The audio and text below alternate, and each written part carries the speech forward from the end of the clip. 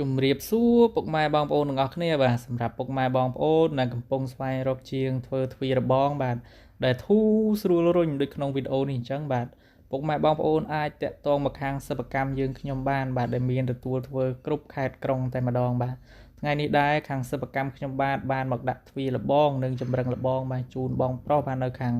ស្រុកត្រាំកក់ខេត្តតាកែវបាទហើយសម្រាប់ពុកម៉ែបងប្អូននៅតាមបណ្ដាខេត្តឆ្ងាយបាទខាងសិប្បកម្មខ្ញុំបាទគឺមានទទួលធ្វើគ្រប់ខេត្តក្រុងតែម្ដងបាទគឺមានភាពស្រស់ស្អាតដោយពុកម៉ែបងប្អូនឃើញក្នុងវីដេអូអញ្ចឹងបាទ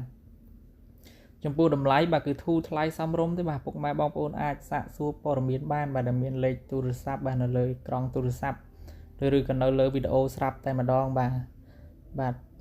វីដេអូនេះគឺមានតែប៉ុណ្្នឹងឯងពុកម៉ែបងប្អូនបាទសូមអរគុណសូមជម្រាបលា